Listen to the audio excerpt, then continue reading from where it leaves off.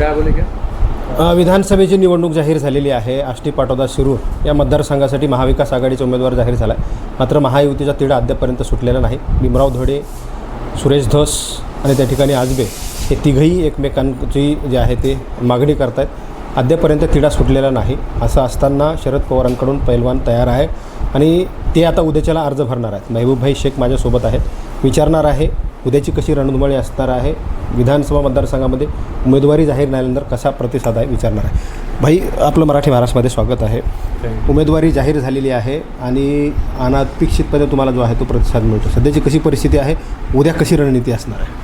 हे असं आहे की या मतदारसंघात उमेदवारी जाहीर झाल्याच्या नंतर ज्यावेळेला मी आलो तर प्रचंड उत्साहात लोक स्वागत करत आहेत आणि प्रत्येक माणसाच्या मनामध्ये एक भावना आहे की आपल्यातला एक माणसाला शरद पवार साहेबांनी उमेदवारी दिली.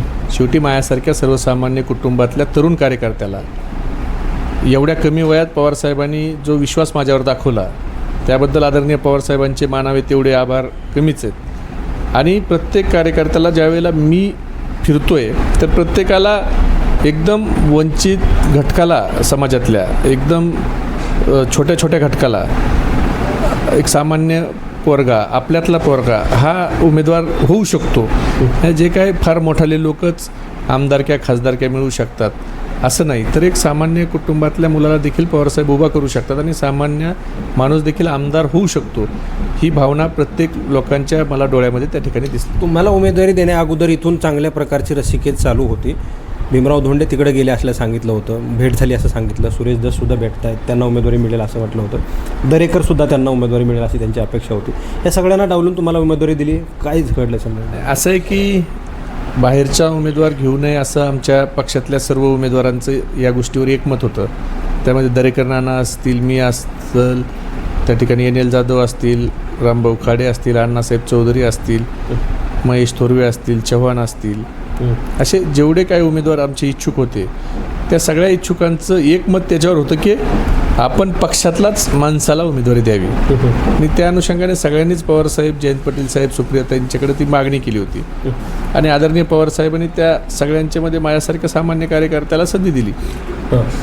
दरेकर यांचा काल विरोध पाहायला मिळाला. त्यांच्याकडचे काही तालुका लेवलचे पदाधिकारी होते, त्यांनी राजीनामा देत आहोत असं सांगितलं आणि आम्ही वेगळा लवकरच निर्णय घेत आहे असं दरेकरांनी सांगितलं. हे कसं आहे? म्हणजे असं आहे की दरेकर नानातला काय फार ते बोलले नाही, मी त्यांचं ऐकलं.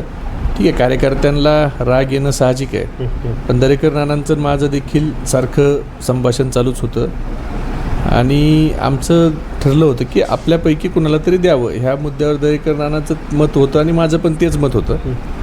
आता ठीक आहे, कार्यकर्त्याला थोडं अपेक्षा असेल, त्यांचा अपेक्षाभंग झाला असेल, थोडं त्यांच्यामध्ये राग असेल, तो हळूहळू कमी होईल आणि ते पक्षाच्या सोबत राहतील. मनधरणी होऊ शकते का? ते थांबतील का? पक्षातून वेगळा निर्णय घेऊ शकतात का? तुम्हाला मनधरणी करण्यात त्यांना वळवण्यामध्ये यश येऊ शकतं?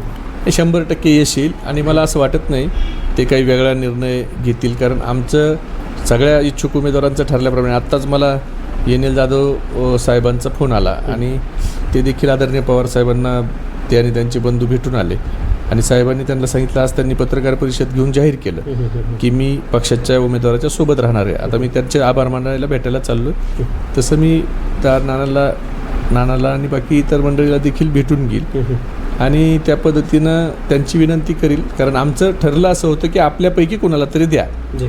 आता मला भेटली, नानाला भेटली असते तर मी काम केलं असतं. शेवटी पवारसाहेबांना उमेदवारी देताना पवारसाहेब महाराष्ट्र आणि मराठवाड्याचा विचार करून उमेदवारी त्या ठिकाणी देत असतात. सामाजिक समीकरणं, शेवटी पवारसाहेब हे पुरोगामी पक्षाचे पुरोगामी विचाराचे नेते आहेत आणि हे करताना सगळ्या समाजाला, म्हणजे मुस्लिम असेल, धनगर असेल, बौद्ध असेल, अगदी छोट्या छोट्या समाजाला, मातंग समाज असेल, ह्या सगळ्या समाजाला प्रतिनिधित्व देत पवारसाहेबांनी राजकारण पुढे नेलेलं आहे. तसं मराठवाड्यात आता बाबाजानी दुराणी साहेबाची जागा ही काँग्रेसला आहे. बीडची जागेवर सिटिंग आमदार संदीप भैया क्षीरसागर होते. तर ह्या सगळ्या परिस्थितीत त्यांना वाटलं कुठंतरी अल्पसंख्याक समाजाचा होतकरू तरुण काम करतोय तर याला संधी दिली पाहिजे, म्हणून त्यांनी सगळ्या सामाजिक समीकरणाचा विचार करून त्या ठिकाणी उमेदवारी दिलेली आहे. त्यामुळं मला वाटतं पवारसाहेबाच्या निर्णयाचा सगळेच आदर करतील आणि सगळ्यांनी पवारसाहेबाला शब्द दिलेला आहे की तुम्ही जो उमेदवार देताल फक्त 8 ही होती की आमच्यापैकी एक द्या, जी. तर दिलेला आहे साहेबांनी. मला वाटतं ते साहेबाच्या निर्णयाचा आदर करतात. महायुतीचे उमेदवार एकही तो जाहीर झालेला नाही, काय कारण असावं? कोणतरी लायक उमेदवार मिळत नाही आहे का? खरंच रस्सीखेच सुरू आहे का? की भारतीय जनता पार्टीची उमेदवारी नको आहे आणि अपक्ष लढण्याची संधी मिळावी, असं कुठल्या एखाद्या नेत्याला वाटतंय का की तसं चित्र महाराष्ट्र विधानसभेमध्ये दिसतंय का? नाही, असं आहे की त्यांना उमेदवार मिळत नाही असं म्हणणं चुकीचं आहे. त्यांच्याकडं मोठे मोठे उमेदवार आहेत, पण आता एवढे मोठाले उमेदवार आहेत की त्यांच्यातच रस्सीखेच चालली. त्यामुळे त्यांच्या नेतृत्वाला कदाचित कुणाला उमेदवारी द्यायचा हा प्रश्न पडत असेल. पण माझ्या हिशोबाने त्यांचा उमेदवारीचा निर्णय हा फार पूर्वी झालेला आहे. मागचं जो अधिवेशन झालं त्या अधिवेशनात काही लोकांनी काही भाषणं केली, त्याच वेळेस त्यांना काही शब्द देण्यात आलेले आहेत. त्यामुळं तिथली उमेदवारी ही भारतीय जनता पार्टीचीच असेल आणि भाजपाचाच उमेदवार कमळ चिन्हावर ज्यांनी काही भाषणं केली त्यांनाच ते उमेदवारी देतील असं तुम्हाला वाटतं? असं देवेंद्र फडणवीसांनी जामखेडच्या सभेमध्ये सांगितलेलं आहे. लोकसभेच्या निवडणुकीत जी. राम शिंदे आणि अजून नावं घेतली त्यांनी, तर ते बघू आता ते त्यांचं काय करतायत. त्यांनी शब्द दिलेला पाळतात का देवेंद्र फडणवीस, बघू. आता तुमची उमेदवारी या ठिकाणी जाहीर झालेली आहे. आपण जर पाहिलं तर मोठमोठे बलाढ्य नेते विधानसभा मतदारसंघामध्ये तुमच्या विरोधामध्ये असतील. कुणी अपक्ष असेल, कुणी पक्षाचा असेल. तुम्ही कसं टिकाल यामध्ये? एक सामान्य कुटुंबातून आणि एक युवा तरुण राजकारणामध्ये येत असताना काटलं वारसा नसताना कसं टिकाल या सगळ्या? असं आहे की राजकारणात कुणी बलाढ्य नाही, जनता बलाढ्य. जी. जनतेने ठरवलं तर माणूस बलाढ्य होतो, जनतेने ठरवलं तर तो कुठलाच राहत नाही. शेवटी कुणाला प्रस्थापित करायचं आणि कुणाला विस्थापित करायचं हे सर्वस्वी निर्णय मायबाप जनता घेते. आता जनतेने ह्या सगळ्यांचा कारभार बघितला.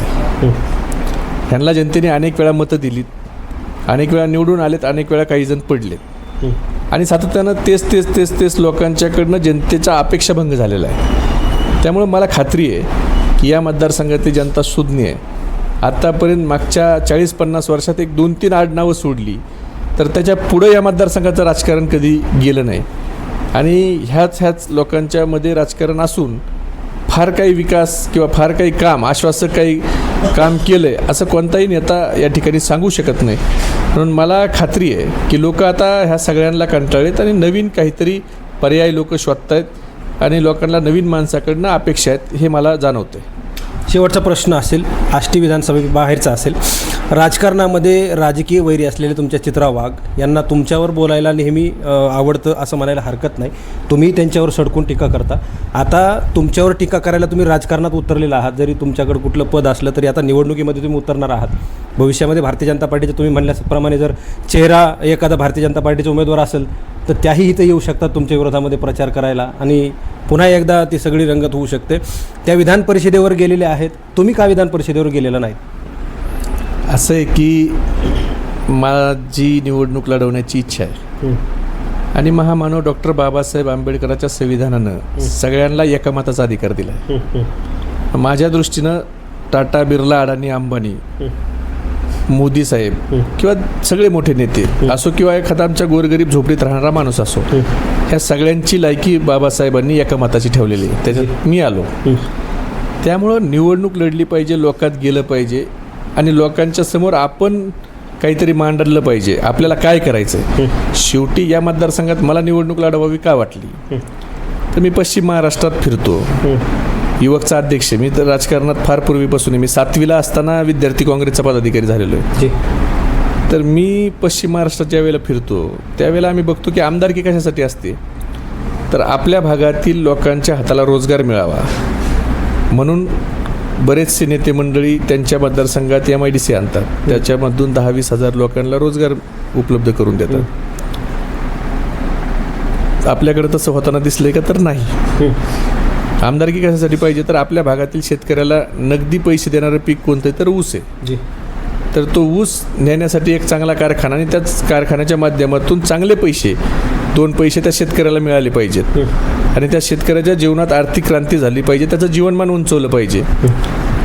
तसं काही परिस्थिती या 3 तालुक्यात आहे का तर नाही. एकही कारखाना या 3 तालुक्यात आज स्थितीला चालू नाही. शेतकऱ्यांनी ऊस लावला तर त्याला बाहेरच्या तालुक्यातल्या कारखानदाराच्या विनंत्या कराव्या लागतात, हातापाया पडावं लागतं. भाव काय द्यायचा हा प्रश्न लांब. मग एवढ्या दिवस आपण जर आमदारक्या भोगल्या तर आपण ह्या भागामध्ये नेमकं काय केलं? आमदारकी ही फक्त टक्केवारी जमा करण्यासाठी किंवा खोटे गुन्हे दाखल करण्यासाठी आणि लोकांना त्रास देण्यासाठी नसते, तर लोकांच्या जीवनात बदल घडवण्यासाठी आमदारकी असते. आणि मला काय करायचं तर मला जर उद्या मला मायबाप जनतेने आशीर्वाद देऊन विधानसभेत पाठवलं तर महाविकास आघाडीचं सरकार राज्यामध्ये येणारच आहे. तर मी या तिन्ही तालुक्यात एक MIDC जी किमान कमीत कमी 20,000 युवकांना हाताला काम मिळेल अशी एक MIDC मी त्या ठिकाणी तयार करील. एक शेतकऱ्याचा चांगला कारखाना कुणाच्या तरी मदतीनं, मी काय करू शकत नाही पण कुणाच्या तरी मदतीनं जे काही आमच्या ओळखीचे कारखानदार आहेत त्यांच्या सगळ्यांच्या मदतीनं एक कारखाना उभा करू, जेणेकरून इथल्या शेतकऱ्याची जी सस्य हेल्पट चालली, जे त्रास त्यांना होतो तो त्रास होणार नाही. सिंचनाचे अनेक प्रकल्प आहेत, ते सिंचनाचे प्रकल्प त्या ठिकाणी मार्गी लावू. शेवटी कसं आहे, टक्केवारीच्या बाजूला म्हणजे रस्ते नाले करून बोगस बिलं उचलून त्याच्या पुढं काहीतरी काम राजकारणात असतं हे दाखवण्यासाठी मला ही निवडणूक लढवायची.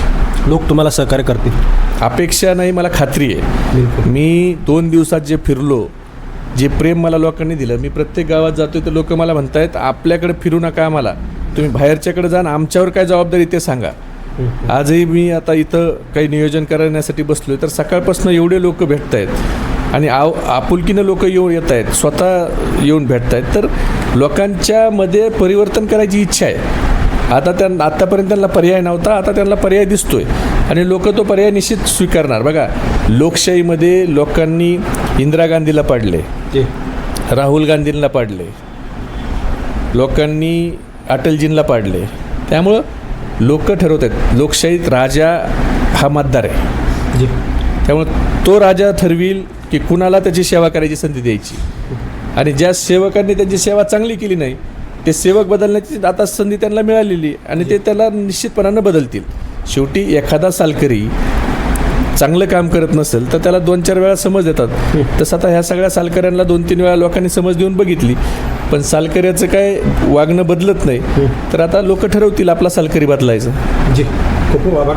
तर हे होते महबूब भाई शेख, नवे उमेदवार आहेत, महाविकास आघाडीचे शरद पवार गटाचे उमेदवार आहेत. आणि सगळ्यात महत्त्वाची गोष्ट म्हणजे मागच्या 3 दशकापासून जे आहेत इथं सत्ताधारी आमदार आहेत. इथे एका साधारण कुटुंबामध्ये, मुस्लिम समाजाच्या कुटुंबामध्ये शरद पवारांनी उमेदवारी दिलेली आहे. आणि येणाऱ्या काळामध्ये लोकांसाठी आणि लोकांचा जो काही मूड आहे, लोकांची जी पसंती आहे ती मी आहे. या ठिकाणी इथले प्रस्थापित कुठल्याही प्रकारचे राहत नसताना या ठिकाणी मी सर्व लोकांना जे आहे ते पसंतीस उतरलेलो आहे. लोकांनी मला या ठिकाणी पसंती दिलेली आहे आणि मीच या ठिकाणचा आमदार होणार.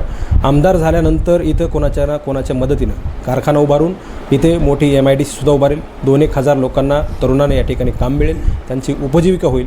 येणाऱ्या काळामध्ये मतदारसंघ सुजलाम सुफलाम करण्यासाठी प्रयत्नशील असं सुद्धा या ठिकाणी महबूब भाई शेख यांनी सांगितलं आहे. कॅमेरा पर्सन परिवर्तन जाधव सह मी संग्राम धनवे, मराठी महाराष्ट्र न्यूज, आष्टी.